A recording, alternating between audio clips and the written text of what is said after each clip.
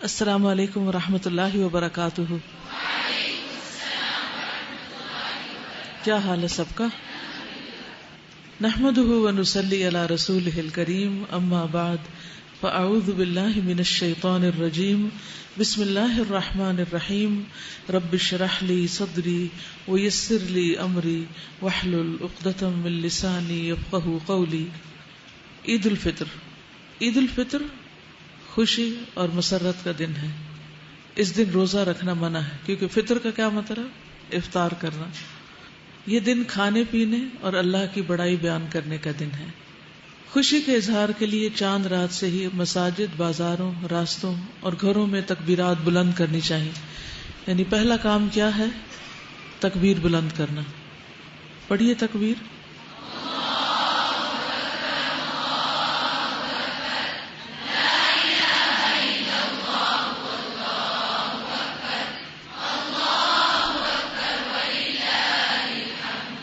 آپ خود گھر میں پڑھیے، اوروں کو پڑھوائیے. اگر پڑھوانا مشکل ہو تو آپ تکبیرات کی سی ڈی لگا دیجیے تاکہ گھر میں تکبیر بلند ہوتی رہے. اسی طرح دوسرے لوگوں کو بھی خاص طور پر بتائیے تاکہ اس سنت کو زندہ کیا جا سکے.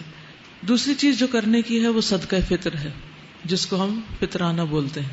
یہ ہر مسلمان پر فرض ہے، خواہ اس نے رمضان کے روزے رکھے ہوں یا نہ رکھے ہوں، سب کے لیے ہے. نماز عید سے پہلے پیدا ہونے والے بچے، گھر کے ملازمین اور گھر آئے ہوئے مہمان کا صدقہ فطر بھی دینا ہوگا. یعنی صاحب خانہ جو ہے وہ دے تو زیادہ بہتر ہے. اس کے لیے صاحب نصاب ہونا شرط نہیں کہ ایک سرٹن اماؤنٹ گولڈ کی ہو، تو پھر ویسے بھی سب کے اوپر ہے. عبداللہ بن عباس سے روایت ہے کہ رسول اللہ صلی اللہ علیہ وسلم نے صدقہ فطر کو فرض قرار دے دیا تاکہ روزہ دار کے لیے لغو اور بیہودہ اقوال اور افعال سے پاکیزگی ہو جائے. یہ ہے اس کا مقصد کہ سارا رمضان ہم نے اگر کوئی غلط بات کی ہے یا کمی بیشی ہم سے ہو گئی ہے تو اس صدقے کے ذریعے اس کا ازالہ ہو جائے. ویسے بھی صدقہ جو ہے وہ انسان کی برائیوں کو دور کرتا ہے. چنانچہ جس نے اسے نماز عید سے پہلے ادا کیا تو یہ ایسی زکوٰۃ ہے جو قبول کر لی گئی، اور جس نے اسے نماز کے بعد ادا کیا تو یہ عام صدقات میں سے ایک صدقہ ہوگا. یعنی اس کو نماز سے پہلے ادا کرنا ضروری، بلکہ ابھی سے اگر آپ لوگ تیاری شروع کر دیں تو بہتر ہے، کیونکہ ہم بالکل لاسٹ مومنٹ پہ چھوڑتے ہیں. پھر عید پڑھنے جا رہے ہوتے ہیں، پھر دیکھتے ہیں دائیں بائیں کوئی مل جائے تو گاڑی کا شیشہ نیچے کر کے، چاہے کوئی مستحق ہے یا نہیں، بس دینے کی کرتے ہیں تاکہ نماز سے پہلے ادا ہو جائے. عید کے روز مسواک کرنا، غسل کرنا، بہترین لباس پہننا اور خوشبو لگانا سنت ہے. نماز کے لیے جانے سے پہلے میٹھی چیز خصوصاً کھجوریں کھانا مسنون ہے. عیدگاہ جاتے ہوئے کثرت سے تکبیرات پڑھنا سنت ہے. عید کی 2 رکعتوں سے پہلے اور بعد میں کوئی نفل نماز نہیں، یعنی جب آپ عیدگاہ جائیں گے تو نفل نہیں پڑھیں گے. نماز عید کی ادائیگی کے لیے خواتین کو بھی جانا چاہیے. ام عطیہ سے روایت ہے، فرماتی ہیں ہمیں حکم دیا گیا، یعنی نبی صلی اللہ علیہ وسلم نے، کہ ہم جوان کنواری لڑکیوں اور پردہ نشین عورتوں کو بھی دونوں عیدوں کے دن نماز کے لیے لائیں، اور حکم دیا کہ حیض والیاں مسلمانوں کی نماز کی جگہ سے دور رہیں. تو اس سے یہ پتہ چلتا ہے کہ عین جہاں مصلی ہو وہاں نہیں جانا چاہیے، تھوڑا پیچھے ہٹ کر انسان بیٹھ جائے، تسبیح کرے، اور خاص طور پر دعا میں شریک ہو، کیونکہ دعا میں شریک ہونے کے لیے کہا گیا. نماز عید سے واپسی پر راستہ تبدیل کرنا سنت ہے.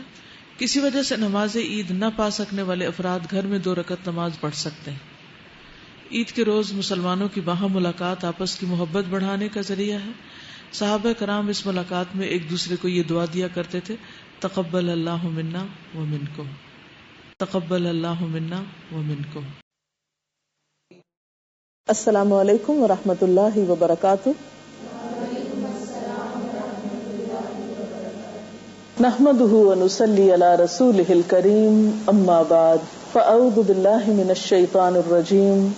بسم الله الرحمن الرحيم. رب اشرح لي صدري ويسر لي امري واحلل عقدة من لساني يفقهوا قولي. ہماری آج کی گفتگو کا موضوع ہے ہم عید کیسے منائیں. الحمدللہ رمضان المبارک اپنے اختتام کو پہنچا، خوشی کا موقع آیا.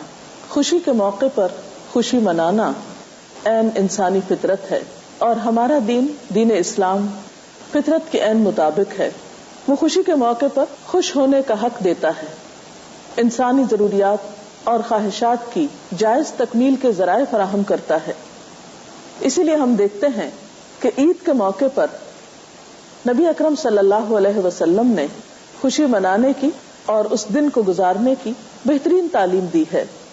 نبی صلی اللہ علیہ وسلم جب مدینہ تشریف لائے تو فرمایا تم سال میں 2 دن خوشیاں منایا کرتے تھے یعنی اسلام سے پہلے، اب اللہ تعالیٰ نے تمہیں اس سے بہتر 2 دن عطا فرمائے ہیں یعنی عید الفطر اور عید الاضحیٰ.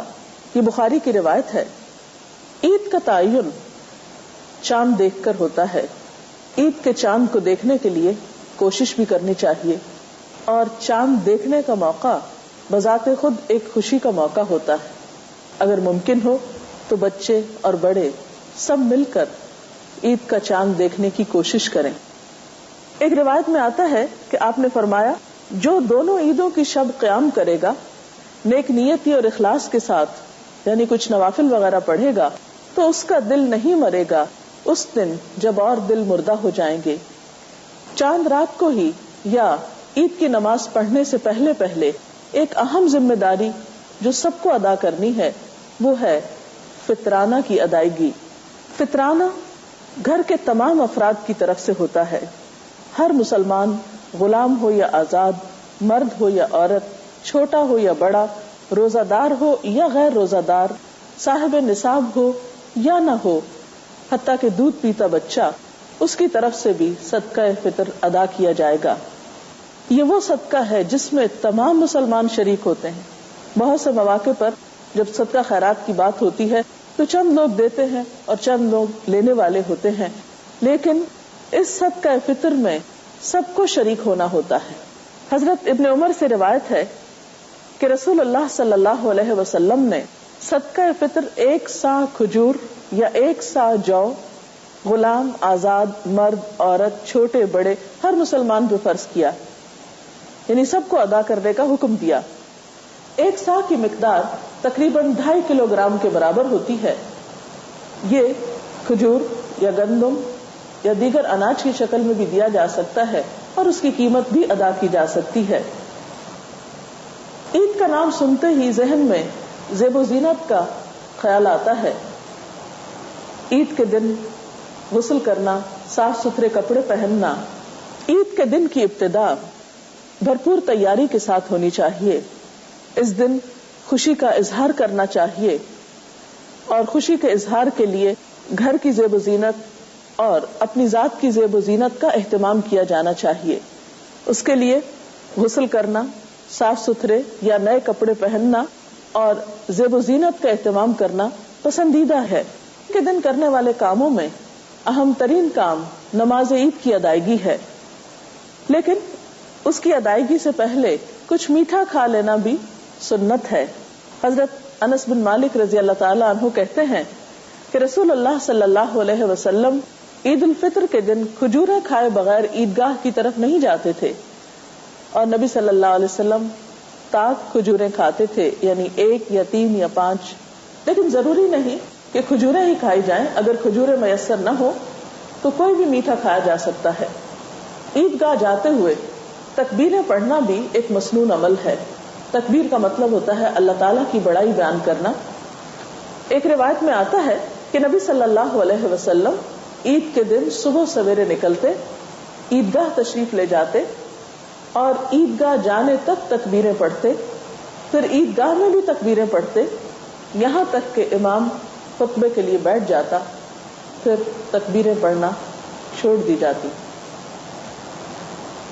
نماز عید کے لیے حضور صلی اللہ علیہ وسلم جو تکبیریں پڑھتے تھے وہ کچھ یوں ہیں: اللہ اکبر کبیرہ والحمد للہ کثیرہ وسبحان اللہ بکرۃ واصیلا، یا پھر اللہ اکبر لا الہ الا اللہ واللہ اکبر وللہ الحمد.